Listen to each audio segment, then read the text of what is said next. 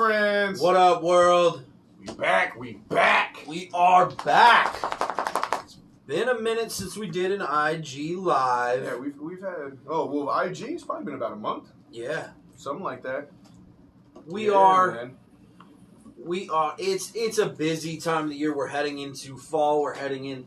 I know the holidays aren't super close. We're heading into the holidays. We're 3 weeks out from my wedding. I know we've been talking about shit that's coming. That shit is still coming. We're really struggling to schedule some shit. Scheduling is a bitch between me, Joe, our cameraman Robert, and the people that we want to go visit. This is a big time of year, especially for beer places. There's a lot of festivals. There's a lot of kind of shit like that going on. So do not fret. The advancements in the podcast are coming. It's just happening a little bit slower than we really would have liked. So we're going to keep doing these until we're full bore with everything else. We're going to keep doing the IG lives. We're not going to leave this behind. And we do have a couple samples episodes up. On YouTube, our official One Beer at a Time YouTube. So you can go check out One Beer at a Time. It's the most professional episode we've ever done. Yeah. And let's pour up the first beer, and then we'll get into some topics. Fuck yeah, man! We have the Scale of Complexity Hazy IPA with experimental hops. This was a gift from our buddies at Four Hands. Yeah, this was a limited run through our friend John. Because we just did Paint Lewis. You guys might have saw us posting a little bit about that. We just did the Paint Lewis Graffiti Festival. And cool thing this year, Four Hands sponsored Paint Lewis for the first time. So they had the Four Hands beer truck out there pouring up some samples of citywide and stuff. They did a Paint Lewis can, which they did a citywide run. Yeah, they took a citywide run and they just did a special Paint Lewis wrap on the can. Really cool. And so we got hooked up with this Scale of Complexity. You guys saw us do a little bit of Scale. Yeah. Because they have the regular one, the regular IPA. There's the Hazy IPA that we did. And then this one is what was the specific again? So this one, it's experimental hops. It's got HBC 344, which has like a mango and a green apple flavor. HBC 522, which is peach, apricot, and citrus. And then HBC 692, grapefruit, floral, and stone fruit notes. So that's some interesting shit right there, man. Yeah, buddy. Oh, God, that is hazy as fuck. You guys know we love Four Hands. We really do. And you know we love a good hazy IPA. And then you throw in something like some experimental hops. Yeah, I have high expectations for this brew. Look at that head, bro. Oh, that's a nice... Oh, yeah. Ooh. It is really nice. Ooh, it's super fucking hazy, dude. It's like there's pineapple juice in there. It smells good. Actually, kind of does remind me of some of the pineapple IPAs on the smell, like on the nose, like that pineapple guppy. Oh my god! I catch a hint of the mango. I don't get any green apple in there. Maybe some of that stone fruit. You can definitely smell a little of the mango. Yeah. It's a different kind of sweetness.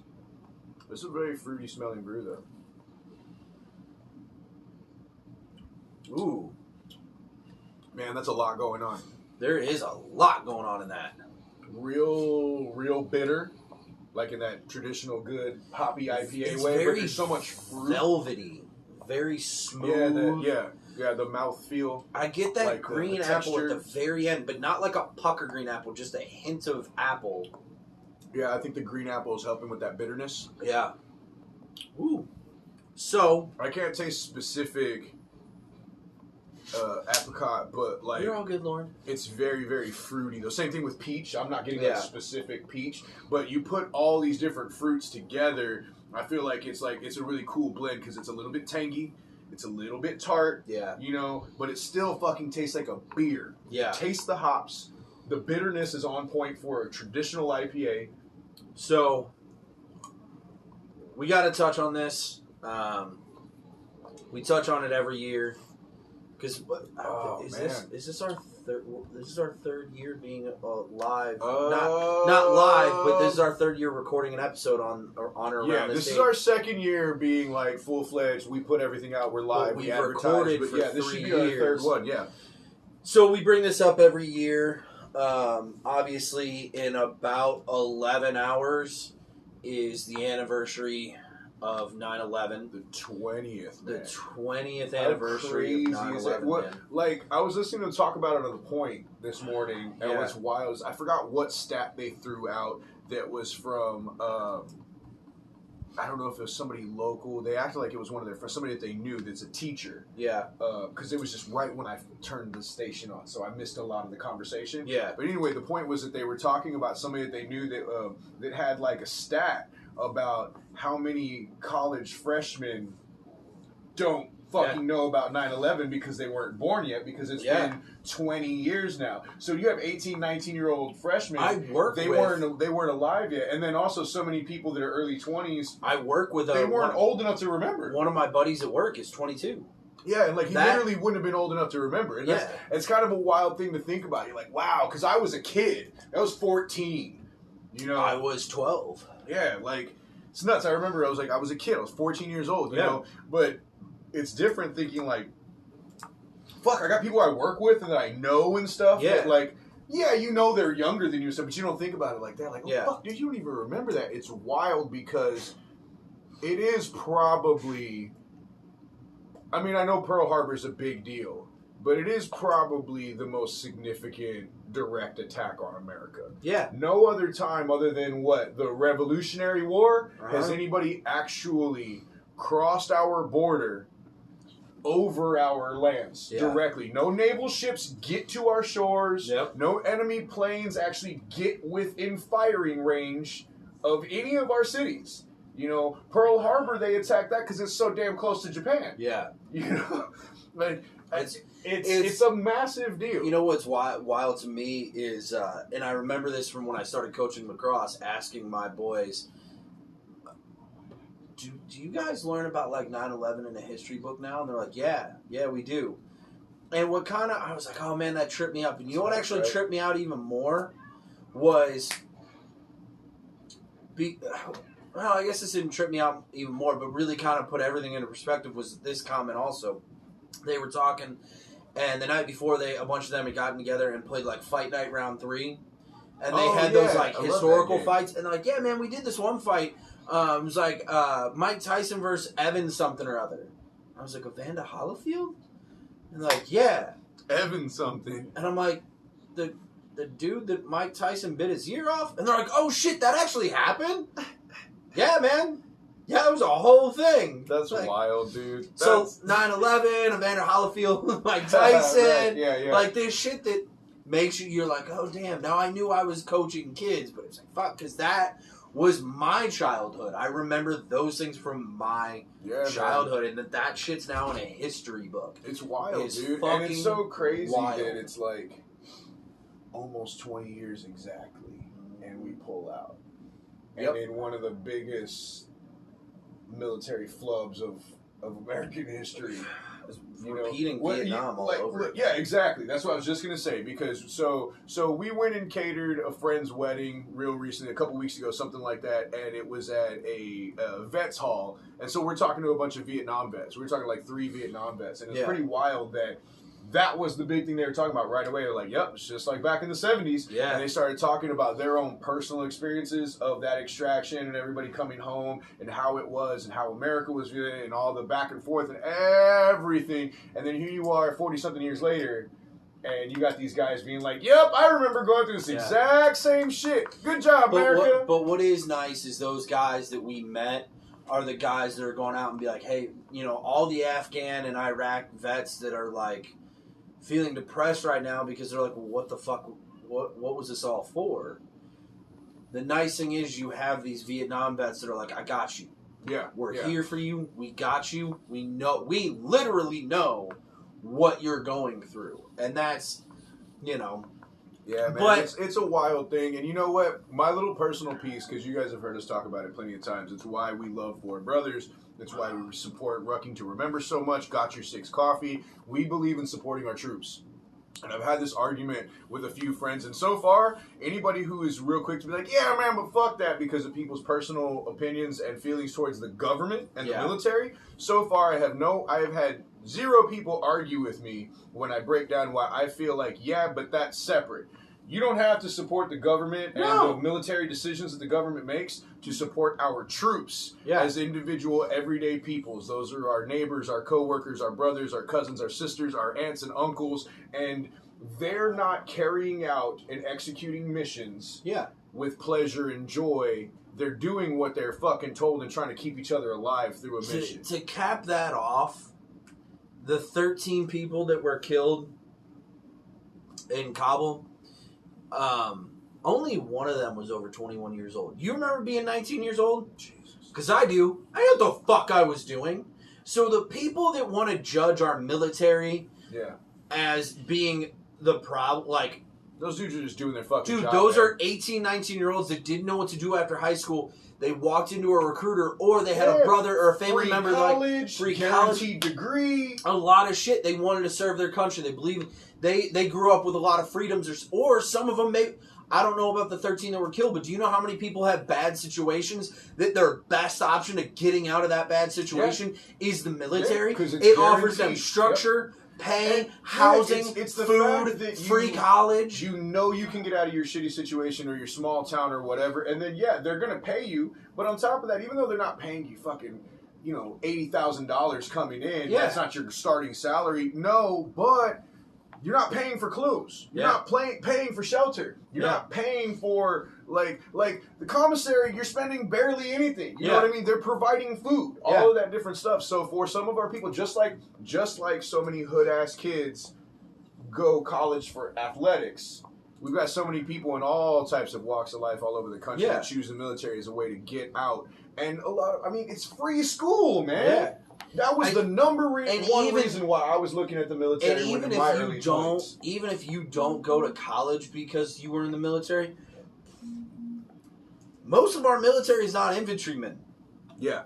Right? So you can go in and learn to be a mechanic. You can learn so many fucking skills. So dude, that's a legit way out of a shitty situation.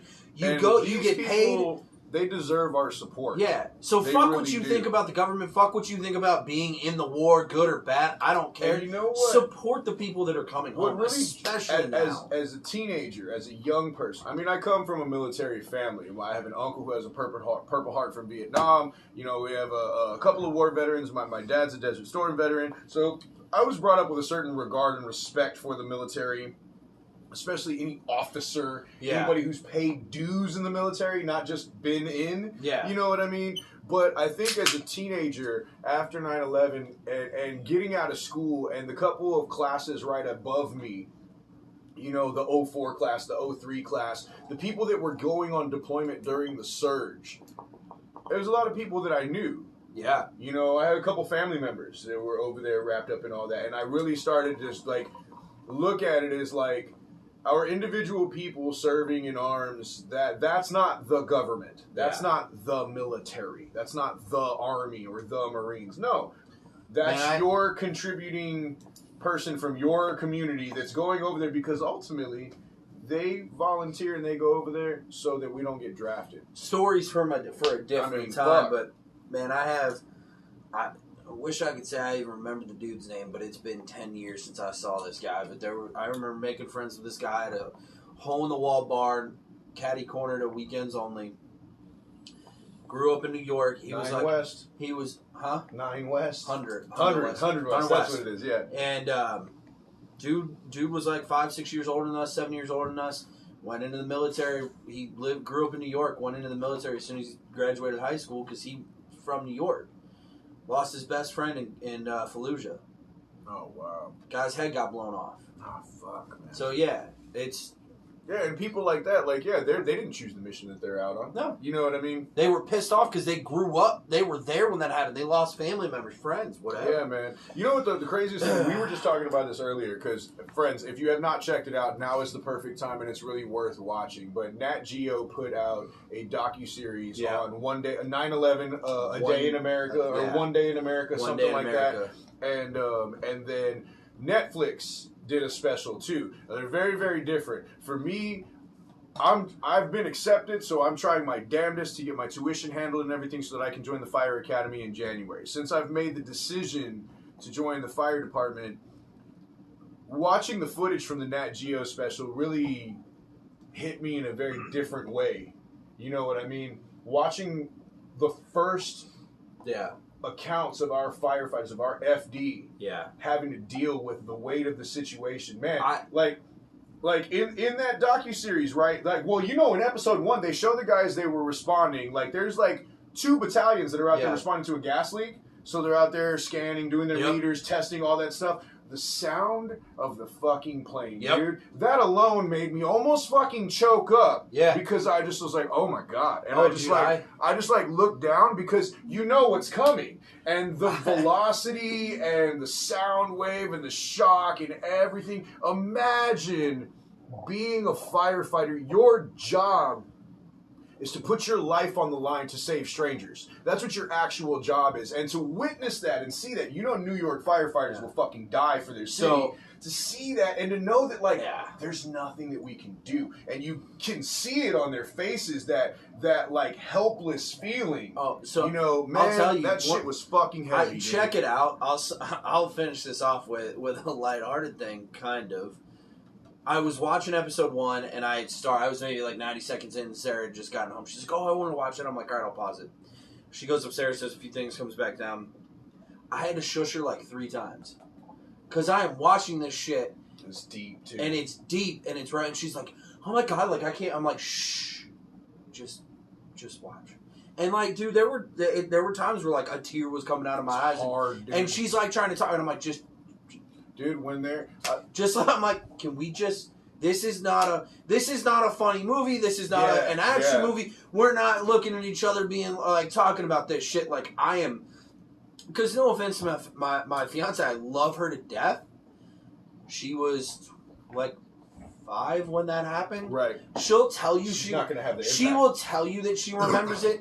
But I firmly believe that she has convinced herself, like a lot of people her age. Well, she might remember being at school and that there was like tension and stress and teachers' reactions and stuff like that. But there's no way that she remembers being impacted as an individual. And I think for a lot of people her age that are at that age, where like they remember some things from that day and it being a different day and a different week and a different time. Yeah. But what I know is that like they weren't sitting 5-year-olds down and they weren't watching the news. We were watching it on Channel 1. We were watching on every, like, we were sitting in our classrooms. Remember Channel 1? Yeah. They pulled up Channel 1. It was on every fucking classroom in my school. We went to church.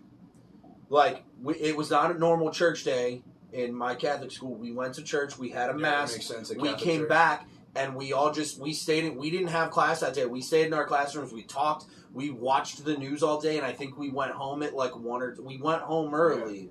Yeah, you know, in Texas, they sent us home. Yeah. In Texas, like it happened, that was first thing in the morning. That was like my first period class. I think part of why they made because isn't the first plane, didn't it hit a little before 9 a.m.? Yeah, so 9 a.m. Eastern time. That would have been first period. When we got to school, I remember them letting us out after lunch. Here's what I remember. I think that's what they did for us. They went ahead and they were like, we're going to let everybody go home. We weren't going to talk about this long, but here's what I remember. It's fucking appropriate. Here's what I remember so weirdly is I remember getting to school, and it had already happened because it was like shortly before 9 a.m. Eastern time. So we get to school, and kids are like, did you guys hear that a plane hit the World Trade Center? And I was like, huh? And they're like, the Twin Towers. I was like, oh. Seriously? And in my mind, for some reason, at 12 years old, I had like a Cessna in my head. Right. I was thinking of like a small, like a freak fucking accident. Mm-hmm. People already thought the first plane was an accident. Yeah. Yeah. But in my mind, when somebody said a plane hit the Twin Towers, I had in my head, I was thinking like a Cessna plane or, Learjet, something like that. Because I think prior to that, I think it was before 9/11, I saw a Cessna crash. Oh, okay. I was down in Baldwin at a baseball camp, and there was a plane that was coming down trying to land, and all the kids were like, "Oh shit, that guy's gonna crash!" And the plane pulled up. And apparently the guy was he was having a malfunction. He was going to try and land on the baseball field. Saw the 4 baseball fields covered with kids. Pulled up, veered to the left, and crashed into some trees, and he died. He was the only person in there. Oh, fuck. I remember the boom, the smoke, the ground shake. But I remember seeing that happen. And the only funny part is and that's all the kids than a diesel truck. And all the kids are like, yes. All the kids are like, oh, that guy's gonna crash. That guy's gonna crash. That guy's gonna crash. And all the coaches are like, no, he's fine. You hear the boom, ground shake, smoke, and everyone's like, oh my god, that guy's dead. And the coach is like, no, he's fine. We're like, yo, dude, we're not children. That dude's dead. Yeah. I know that guy's dead. Yeah. So that's why in my mind I thought of it as like a Cessna plane. But anyway. Man, say a prayer. Do your moment of silence tomorrow. For real, for any of our friends, family that you have friends or family that you lost during that were working, that were up there, whatever, I can't even imagine what it must feel like even all these years later. There's so many people that were just never found. Out of almost 3,000 people dead, there's so many people that are just no trace of, no sign of ever. Our hearts go out to you. And if you're a veteran, man, just know that there are everyday civilians like us who do give a fuck about what you've sacrificed and what you've done in this war. And for those that have had to deal with all the shit now of coming back, that's another reason to support your troops, man. A lot of our guys don't feel good about how things have gone down and what they've had to do and how they've had to leave and all that shit. Our hearts go out to them. Our support goes out. We love you guys. This isn't the beer I want to cheers you to, though. Right. Should have been on that forehands. Before we move on, hold on, real quick. Because fuck yeah. I think I've made my decision. That's what I was going to ask. Fuck yeah. I would give it that, but see, I loved it. The previous hazy, I think I'm on it a little bit more. Okay. I'll give it a try. It's hard because I'm I'm getting more strict about my fuck yes. I'll give you This is like, ooh, this is okay. I'll give you it's as close as can be. I'll give you a Viagra. Right. A Viagra. Okay. I'll put that little blue turbocharged. All right. But yeah, as a fuck yeah, as in it's phenomenal and it trumps the other scale of complexities. Yeah, I agree. All right, Alpha. Alpha, we have a hard time with Alpha because they are a phenomenal brewery. These guys are master chemists. They do an incredible job, but they make a lot of beers that are not our style. Sours. So this is the Rogue Ale aged in Missouri oak fodder and raspberries. And it smells like a straight sour. You can smell some oak, though. Happy birthday to us. To celebrate our 8th anniversary, we present Rogue. This fodder-aged sour blonde resting in Missouri oak for nearly 2 years, waiting for its big debut. Finished on raspberries, expect big fruit flavors with a tart finish. So, it smells sour as fuck. That's for damn sure. This is... You smell the raspberry, but I will tell you the can. The can smells like a container of raspberries. Yeah. Yeah. It does. It's got that straight tartness to it. Salud. Look at that color, friends. That's a good damn punch. Woo. Super tart, like cranberry juice tart. Woo. The oaky smell, I don't get the taste. Oh, no. There it is. I taste the wood at the end. The linger. The little finish that kind of creeps in there. You get a little bit of that smoky wood taste. Which is really weird from such a pink beer. Woo! It's so tart. I will say, it's very fruity too. I will say fruit punch kind of. Here, I will say that I have gotten way more desensitized to tart sour beers, so I can put them down a lot easier now. But I just don't enjoy that. I don't love that. Again, Alpha is they're masters. And you know what? The way this is crafted, Lauren, do me a favor. If you look up and see if you can find if there's like a temperature you're supposed to serve a sour beer at. Oh yeah, that's a good because I just don't understand how you can sit and enjoy even what we're drinking at a split 16. Because that's if you're a sour person, this is not a bad beer, but at the same time, like it's got a little bit of a weird, dry kind of bitterness. So here's what this reminds me of. I've mentioned before when I used to do champagne campaigns on Sunday, and I would drop a couple raspberries in there. But this to me tastes like if I were to take like half the thing of raspberries, mash it up, and then put some champagne in there. Some like it just. I like raspberry taste, but it's so overpowering. Yeah, and raspberries, like we've talked about, even with strawberry, when we've done strawberry blondes, we've talked about berries in general. People don't always think about it because blueberries and strawberries are really sweet. Blackberries and raspberries not as sweet, but no matter what, if you take a handful of fucking berries and drop them in your mouth, they're really tart. Yeah. So that much on here, like. Yeah, man. That's a bit much, man. And I'm not getting much of that wood. I get a little creep of it at the end because the smell is there, but I get a little bit of a linger that, like the flavor, especially like in my nose, reminds me. I was afraid that was going to be your answer, Lauren. It reminds me of the smell of the wood, so I get a little bit of it. Yeah, but like. You know where I have to give them credit, and this is why, like I said, Alpha, they're masters, man. They make sour brews a lot, and most of the time, it's not something that I'll just casually drink all the time, and it's like a beer that I could always put down, or you could expect to find in my house. But 50 to 55, which is probably about where we have this. Even brews like this that I don't love so much, there's something about Alpha that you can recognize that they're very, very high level. This is artfully crafted. Yeah, this is blended so well. It's just not a brew that I would love to drink all the time, especially like buying a 4-pack of this to take to somebody's house. That's not going to happen.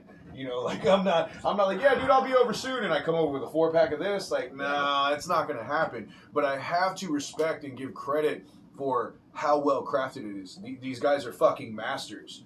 You know, that's what I'm feeling like with Main and Mill too. Because even brews that I'm like, I don't like that much. Like, question, it's impressive though. Think about like a Warhead or Sour Patch Kids, right? Start out sour, finish sweet. What if you were to rim this glass in like margarita sugar? Ooh, sugar rim? Wonder if that would mix well. Like, would that make it more palatable to somebody like me that just doesn't... Like the sugar... Like, I'm not a sour candy guy. The sugar rim you use for, like, strawberry margaritas? Right. Yeah, that's cool. Actually, I think the silver would be dope. Oh, yeah, I forgot. Lauren said she's going to do some silver to her hair. I'm like, yeah, do that rogue X-Men shit. Huh. Go for it. Do Sindel from Mortal Kombat. In between, during halftime, I watched the opening scene of Mortal Kombat again last night. So badass, dude. It is. It's so that movie was... That scene is the whole movie for me. That movie could have been great. It was good. The movie was good. If they would have just cut out Cole, it would have been dope. Why do you got this whitewashed Asian American character that doesn't fit into the fucking story arc at all? And his power is so fucking ambiguous and stupid. Compared to all the other Mortal Kombat games, there's nothing original about it. Yeah.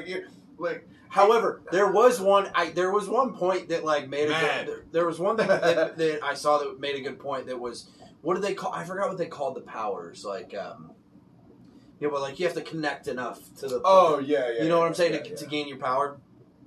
And Jax's power was his arm. Like he like after his arms got ripped off by Sub-Zero, he regroomed these cybernetic arms. Jax has cybernetic arms. That is Mortal Kombat. Yeah. What if Sub-Zero hadn't ripped off his arms, and they had made it to the temple to go train? Whoa. Would he still have just? Would his human arms disappeared, and he still would have had like right. That is one plot. Yeah. That is one point that like that quite didn't make sense. Especially because like if there's one thing that half-ass shitty Mortal Kombat 2 Annihilation did right, was when you follow the video games, in Mortal Kombat 1, Jax has his fucking arms. Mm-hmm. I'm not positive, but I think he still has them in MK2.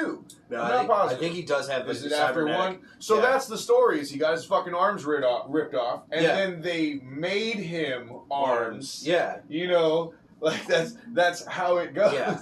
So changing up little details like that is just kind of stupid. Why? Well, and here's the thing, I don't have a problem with you changing the details, but what didn't make sense is this whole idea that you had to connect enough to gain your power, when if he had just run from Sub-Zero and made it to the temple, what would his power have been? Yeah. Because the whole idea is that you're destined to have this power. Yeah. Your power's predetermined. It's stupid. Right? You know, the only, one thing that I loved about the movie, we all know who Liu Kang and Kung Lao is. Yeah. No story, no background, no build-up. They're just there. They're just bad as fuck. They probably should have savored Kung Lao a little bit longer. That disappointed me a little bit. But they're just there. Using bad Kung Lao's... There's no story that you don't have to sidebar for 30 minutes while they tell you about Liu Kang. Using Kung Lao's fatality, though, was dope. Yeah, dude. That shit is fucking cool. I hope they don't... For Mortal Kombat fans, if you haven't checked it out, what the fuck is wrong with you? I hope that for Mortal Kombat 2, they don't make more original characters. They don't make more, not in the video game characters. I don't like Cole. Here's my problem, is that we needed that movie. Here's the problem. We needed that movie to do good, to get a second one where the world's already built, have another badass Mortal Kombat movie. However, you know how these execs are. If that movie does well, they're gonna be like, they loved Cole. Fuck no, we fucking hated Cole, but we loved everyone else. There's a couple of characters that have similar powers, so you just decide not to use them so that you can. It's just fucking stupid. Yeah. It's fucking stupid. Fucking stupid. Movie's cool. Opening scene, bad fucking ass. It's everything that you want. So, let's moving on from nerd shit. Moving on from 9/11 nerd shit. Alpha Rogue. I'll give it an okay. I feel like I have to give it an okay because... It's an okay. It's a low okay because it's not a brew that... I'm probably never going to just buy this. Yeah. I'm definitely not going to Alpha and getting my growler filled with this, but just because it's not something that's my bag, my style... Yeah. I cannot deny that this is a finely crafted brew, man. It is. These guys are so good. Honestly, you know what? Let's give them that credit. I don't know that there's another local brewery that I can say the same thing about their sours. I agree. These guys have I'm not sours drinking that, but I'm if somebody that says, ain't my style, but you guys fucking nailed it though. That's badass. I don't like sours, but if somebody's like, hey man, is there a decent sour? I'm going to recommend pretty much anything Alpha. Yep. So I'll give you that's that. A great but point. It's an okay. For us, it's an okay. Yeah, on the OBOT scale, that's an okay. Okay, and it only makes the okay list and not a meh. Yeah. Because we're not going to drink it again. Yeah. Which automatically kind of by default qualifies it as a meh. But it's a low okay because there is no fucking denying the level of that brew. Oh, yeah. Now, this guy, I'm I'm excited about this guy. Hallertau. This is a Hallertau Haze Urban Chestnut German Hopped Hazy IPA. Here it is, UCBC's German twist on the popular Hazy IPA.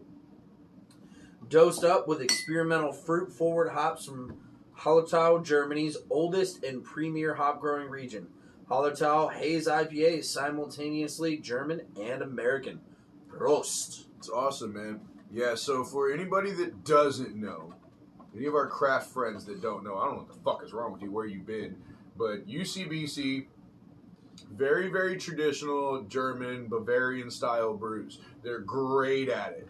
Yeah. Very, very good at it. Honestly, I think we were talking about last time we were at Four Bros and we were getting S&M because, we're so used to Zwickel and Schnickel Fritz that it's kind of, not a big deal anymore. Yeah. It's whatever. But when you stop and remember the first time you had it, they're such finely crafted, so perfect for that style of brew. And it's these guys do it so well. And this is a fucking first. Yeah. Look at that. Look at that. It's got haze, but you can still a little bit see through it. It's got a nice lace, a nice head. what I like about this is if they're going traditional German, but it's a hazy IPA, it's not going to be over hopped. It's not going to be like... It shouldn't be super bitter, super hoppy. There should be a little bit of that, like, traditional Bavarian style ale flavor to it. It smells like it's there. Ooh. Oh, yeah. Oh, dude. yeah. Fuck, that's a one-of-a-kind brew right there. That is so specifically German, but also still a hazy IPA. Yeah, dude, the level of bitterness on there is fucking phenomenal. There's malt. You get I was malt just in thinking there. that too. Yes, man. Ah, damn. Well, and it's totally hazy because it's got a little of that juicy quality to it without being very sweet. Like we were talking about, the scale is very, very hazy, and there's a lot of fruit. I don't feel like you can pick out all of the fruits, maybe little qualities from it. It's a lot of fruit blended together, but you definitely taste like a fruit blend. And you get that pininess. This has a bitterness to it that's like, I'm getting beautiful. A little bit of pine. I love this. It's a little citrusy. Yeah, like, you know how, like, it's a straight up traditional IPA. No fancy hops, no specific flavors, no citra this, no blah, blah, blah. Traditional straight up IPA is definitely a little bitter. I'm drinking, like, the Black Forest IPA. Man, dude, like, this is a fucking impressive brew. I'm going to get a 4-pack. I think we let this get a touch warm. I feel like that too. Yeah. Or at least just kind of let it sit in your hand. Yeah. We let it get a little warm, but... Look, it's holding that fucking head beautifully. Yeah. Ah, the blues glass. Oh, and blues news! Blues news! Blues news! Steve from Blues Clues is back, but in bigger blues news... Looking like he's barely alive. In bigger blues news, David Back is signing a 1-day contract to retire as a Blue. I think it's fucking baller. And I love when that gangster. happens. Like, I think it's cool when that kind of shit happens. And honestly, I could foresee something like that happening next year with Albert. I know, when you said that earlier, I was like, oh shit, that's huge. Especially, and what's wild is STL has a bad taste in their mouth for pool hosts because of why and how. You know what? But they don't. But did you see what happened? But I was gonna say, but STL still loves the guy. Well, did you see what happened when he hit a home run? There's a sour taste. It's like that cousin where you're like, you motherfucker, but you're still like kind of glad to see him. Did you see what happened on Tuesday? They gave him a standing ovation when he came to the plate. Oh, that's right. I saw that on ESPN. And not only that, Yachty walked away from the plate, gave him his 30 seconds to wave to the crowd. Yeah. Crowd went nuts. That's what I'm saying. Like, cranks out how often do you see this in sports? And like, if this shit had happened in Philly or New York, people would be booing and throwing shit on the field. In St. Louis, we're a different breed. Dirty ass. He cranks out a home run. New Englanders. He cranks out a home run, which means we're now losing. The Cardinals are now losing because he just cranked out a home run. Standing fucking ovation. That's a different breed of fan. That's what I mean. And like you can tell, man, there's plenty of people culturally, as Cardinal Nation, you can tell there's a bitter taste still in people's mouths. But that's what I'm saying. It's like that cousin that you're like, this motherfucker. But you're also like still kind of glad to see him. You're like at the reunion of the family gathering, you're like, you motherfucker. You're gonna bust his balls a little bit. Yeah.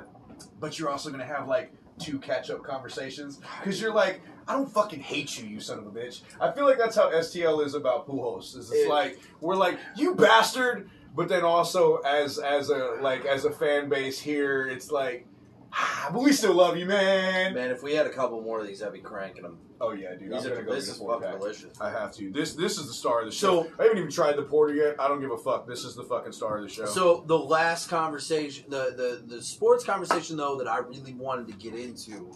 Yeah, let's do that. Moving into our last brew. I heard them mention this on The Point today. That there is a small sect of people that want to change Notre Dame they want to change the mascot from the Fighting Irish, claiming that it is that little malt. Claiming that it's offensive. Yeah, I love that little bit of malt. Yeah, dude. I love that little bit of malt. Anyway, yeah. So there are people that are claiming that the Fighting we were Irish talking is a about little that bit because you were saying the list of teams that are supposed to be the most offensive. They had said that, and the reason I'm bringing this up is because they didn't really go into this on the point, and I was kind of surprised and disappointed. They said that the Fighting Irish is the 4th most offensive college mascot right now. Yeah, that's right. And like, I don't remember the order, and I don't remember one of them, but the other actually ranked two of the other 3 was San Diego State Aztecs and Florida State Seminoles. If you watch this show, the Seminole one kind of pisses me off. If you guys watch this or listen to this enough, you kind of can probably figure out which side of the spectrum I lean on politically. I'm not going to say it out loud. Because I ain't trying to get canceled or nothing. But, like, you're like, we are trying to be on YouTube now. But I am sick and tired of 18 and 19-year-old white college girls deciding what's offensive and what's not for other cultures. Especially because the mascots that you're saying. So that's why we can't find an actual offense. Yeah, if you go and Google San Diego State Aztec and you look at the dude that is their on-field mascot, it is a young man. People are mad because he's not fairly brown ripped. and red? No, they're just mad at the Aztec. You can't use that. But the thing is, San Diego, named by the Spanish, which means whale's vagina, right? I think it means Saint Diego. Well, agree to disagree. No, but no, you're right.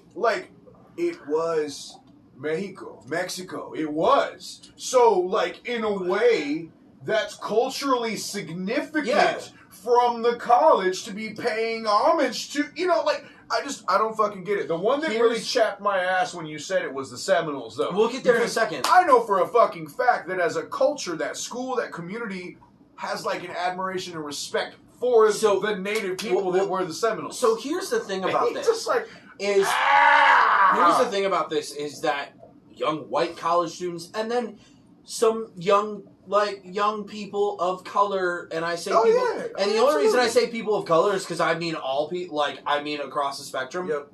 Will say, well, our culture is not a mascot. Okay? All cultures are mascots. Literally, go look at every college. You have I know we just said the Fighting Irish is not offensive. You have the Fighting Irish. You have fucking, literally you can think of there are monks that are a fucking mascot. You have, so are monks, should monks come out of Belgium and be like, we are not a mascot? No, man, most of the time it's because there's a connection to that culture and it's a sign of respect. Or the Irish school. Catholic. And then fighting is not because of drunk fighting. It's because the Irish are known to fucking fight tooth and nail. There's a reason that Ireland, not Northern Ireland, but Ireland is separate from England. Because they would not stop fighting. Yeah. They wouldn't stop fighting. Yeah, man. So it's a reverence. If you look at the Aztec schools, reverence is the perfect word. If you look at the Aztec mascot, he's not a caricature of an Aztec warrior. It's not a costume. Yeah, it's a dude that looks ethnically ambiguous, so he could be of that some sort of ethnic background. He has some sort of Chicano background. Hispanic American. He has on traditional Aztec shit. Yeah. It's not a big fucking stuffed costume. Right. Yeah. And Spartans are one of the biggest mascots. You don't hear Greek people being like, that is bullshit! Yeah, man. And it's or why gladiators, Roman, it's why the Redskins were such a touchy subject. Because on the one hand, Redskins as a term was literally that was a hateful offensive term. Well, it was literally colonial, and it was a way of categorizing natives in an offensive way. But then where it gets difficult, where you've had so many tribes try to speak up, I don't remember. I fucking said I was going to remember the name too, ass. But the chief that they have as the team mascot for the Redskins, apparently he is depicted off of a real man that has some significance. So even though same with Aunt Jemima, term, and Uncle Ben, same thing. Like, well, but like the difference is the term redskin is fucked up. Oh no, I agree. But then you have all these indigenous standing up because it's like, but at the same time though, we were proud to have that face. Yep. As the logo for the team. Yeah. That makes it a touchy area. And all these other teams you're talking about don't have those. Yeah. You know, or like we were saying earlier with other teams that are named after tribes, it's after actual tribes. Yeah. The Braves was a tribe. Yeah. The Seminoles was a tribe. The Blackhawks was an actual tribe. It's not saying the Indians or you know what? If it was the Washington Indians. Yep. You know what I mean? Yeah. So if it was the Florida Indians, you know, but no, it's the Florida Seminoles, and as a culture, now if you had they have respect for the people. Or if you had the Negro Flyers, that would be offensive. But if you have a team that is the Red Tails, that's badass. That's an actual regiment. A Delta team, Mississippi or Georgia. Being a fucking Red Tails, that would be bad. That's an ass, actual. Dude. So that's why, like, and it's only the young people that have been indoctrinated that are like, our culture is not a mascot. You're missing the point then. And yes, I could understand if you were offended. Like we said, we're not saying the Irish mix or the drunken Irish. It's the fighting Irish. And I could understand if it was a big fucking puffy costume that made an Aztec look like a dipshit that was drunk on tequila. No, it's with... Or made him look like white as fuck. And an Aztec, they're using that because the Aztec were known as badass warriors. And in a way, I feel like, in a way... Yeah, absolutely, for sure. But I feel like, in a way, it's also... The culture of that town and being Southern California, it's also a little bit of tribute and recognition of the origins of that town, that region, that part of California. You know what I mean? Like, that's not disrespectful. No. And it's not like they're the fucking San Diego Beaners. Yeah, and there's also a reason. What are some of the Plains Indians that, like... You know, I think I would get behind a team called the Beaners. I know there were some, like, eastern coastal tribes... Los Beaners! Like, there were some eastern coastal tribes that, like, didn't fight at all. They were very peaceful. Mm-hmm. You don't... there are no colleges or teams named after them, right? Because sports, as we've talked about, it's going to battle, whether it's basketball or football or soccer, whatever it is. It's your team against the other team. It's war. You're fighting each other. So they all pick a warrior that is respected. You're representing your entire town, community, your state. Like, states like I graduated. I went to high school and graduated in Arkansas. It's part of why I'm a Cardinals fan, because Arkansas is Cardinal country, for damn sure. Yeah. But, like, Arkansas could easily be like Ozark. The word Ozark, I think I remember telling you about this before.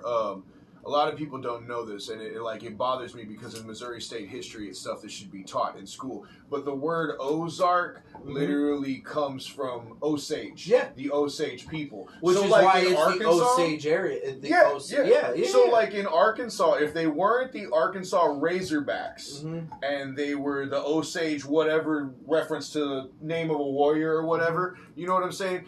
It's a cultural thing that pays tribute in a different way. Yeah. It's not like saying the Arkansas Savages. Yeah. With some indigenous person, some Native American. Painted extra red with a buck tooth and or a bottle of whiskey. Yeah, exactly. Having like a fucking shitty looking Indian as the mascot. There's also and there's a reason there's no colleges that are like the Athenians. Those philosophers and boy lovers. Yeah. But there are several teams that are the Spartans. Yeah. Because they were warriors. Oh, but oh goddamn! Smell that. Oh, the maple, right? Yeah, fuck that. We'll move on. We can talk around circles around this shit. No stopping. But we'll move on. First of all, that UCBC. Automatic quadruple fuck yeah. Like no questions asked. We got something different here though. This is from Chicago area, right? We said that's where they're from, right? What was it? I had them. Itasca, Illinois. Yeah, that's right. Church Itasca, Illinois. Church Street Brewery. Chuck's Maple Porter, 5%. What are we looking at? This dark old English style of beer was enjoyed by working class people who did a little of heavy lifting and moving back in the day of horse and buggy. Okay, yeah, these are tiny little thick black letters. Like, are your old man eyes struggling? Hardworking people needed something they could drink during the day and still keep working. So you think a porter is the way to go? Thus, these beers were lower in alcohol. Ah, no, that does help you. This is my take on that style, along with a little maple. So it's actually got maple syrup. Okay. To help get through the rest of your day. So they're basically saying this was a good cowboy brew for the hardworking man. It's low in alcohol, but strong in fucking flavor. Oh. Go ahead with your movie suggestion, Lauren. Look at this goddamn this lacing. thing. Are you shitting me? Look at this, guys. I know. This thing is black as night. No, but the lacing on my glass, dude. Like, are you fucking kidding me? That's amazing. That smells. I haven't even taken a drink. That's just so good. Oh, man. Oh, so I guess we should note that this is our first for real dark traditional beer of the season. Yeah. And honestly, for a little bit. We've been sitting on this for almost a year. We're starting to dip into some of the stuff we had from last year. Yeah, right at the end of the winter last year, January, December, past the holiday season, past Christmas. You know, right at the turning of the season, we were getting some of these brews a little bit discounted and stuff. This is. So I think I let this warm. Smells robust, a little bit roasted. I think we let this warm up just a hair too much. Because this, I'm getting a lot. Here's why I'm saying that. Because this, just like 5 degrees colder and out by the fire, where I'm getting the heat from the fire and a little bit of cool from the beer with that flavor. Dude, this is fucking phenomenal. Yeah, it's fucking incredible. It's got a roasted, like, robust, almost cacao type, roasted cacao kind of smell to it. And as a man, it's a nice little bitter to it. It's got almost, because the roasted taste, it almost got a coffee flavor to it. And it counteracts the sweetness of the maple. Mm-hmm. And as a man that has drank an entire bottle of maple syrup, I like the balance of maple syrup. I was there. No, the funniest part is when I showed up. Did I do that in front of you? Because I did that in high school. Oh, no, you and Alex drank that bottle of maple syrup. Oh, that's right. I fucking forgot about that. Oh, shit. Because they didn't have Labatt's. You guys brought that bottle of syrup. Yes. They didn't have Labatt's to make whatever fucking stupid Canadian maple leaf. Yeah, whatever y'all were trying to make, they didn't have Labatt's Blue. So you fuckers were just fucking taking shots of syrup. When I got there, it was like a third of the bottle fucking gone. I forgot about y'all that. Y'all were just fucking taking shots of fucking maple syrup. In high school, I forgot about that. In high school, in front of the entire school, in front of 800 kids, I chugged an entire bottle of maple syrup, Super Trooper style. I ate an entire log of Braunschweiger, and then I drank a live goldfish. Ooh, Steve-O.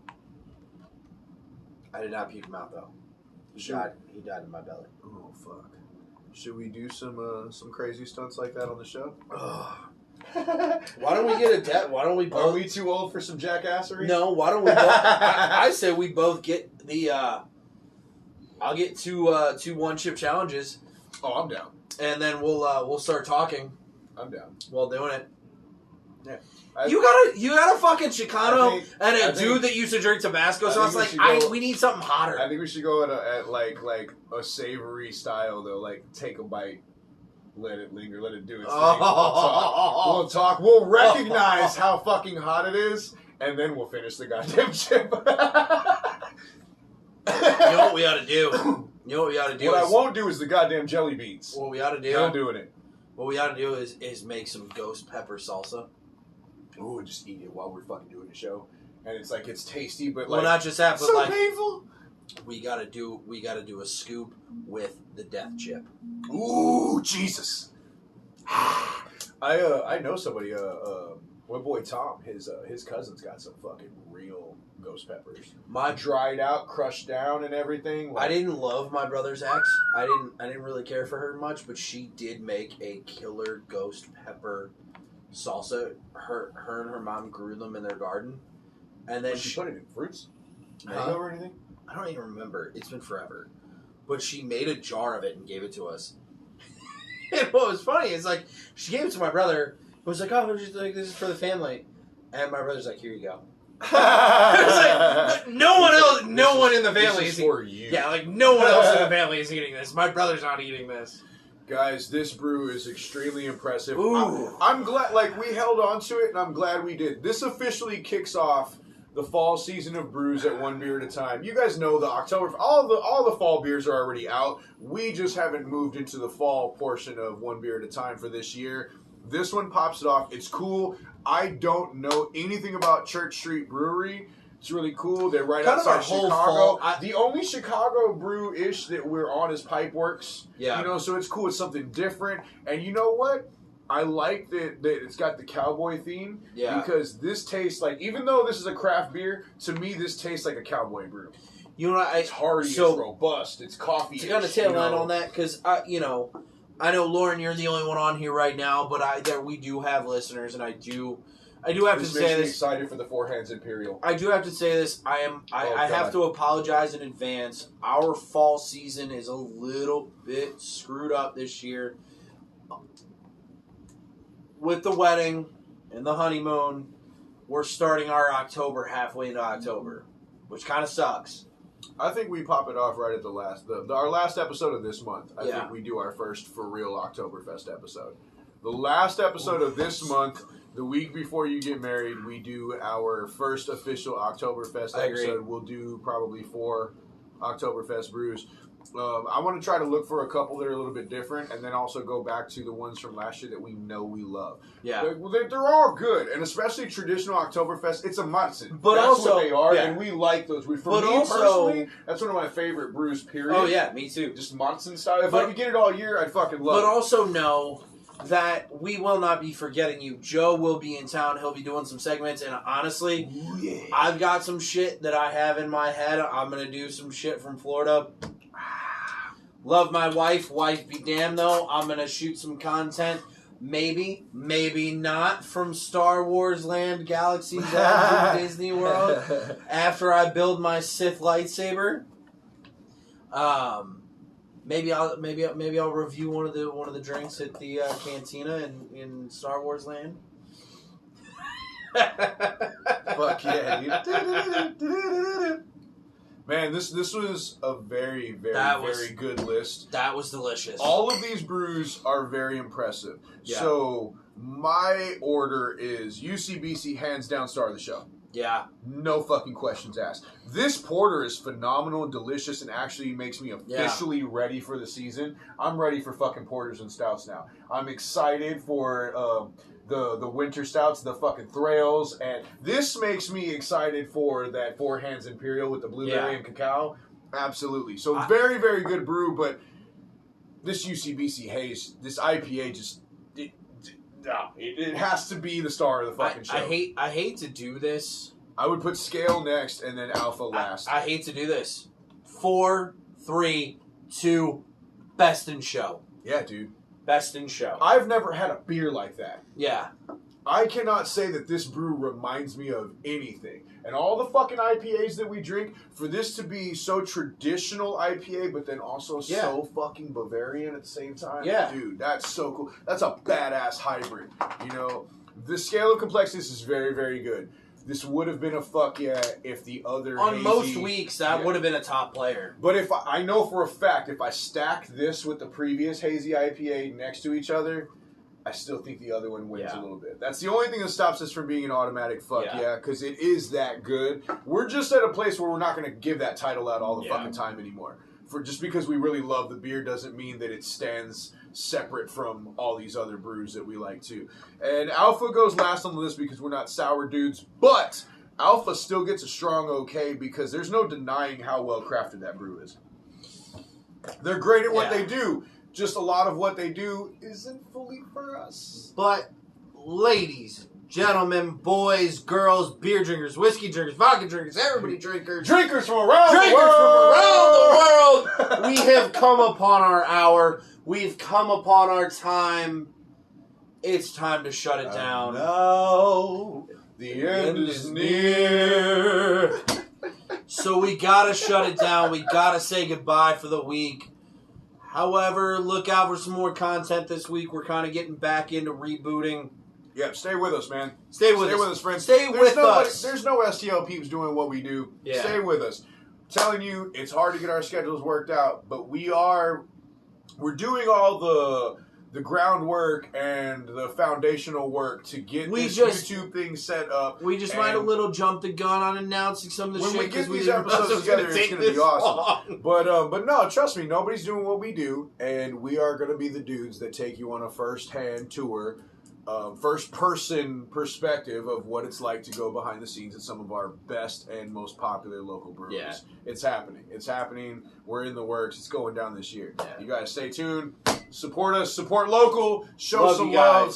Fucking show some respect and some love for some veterans. Love you all. Love our number one fan. Thank you.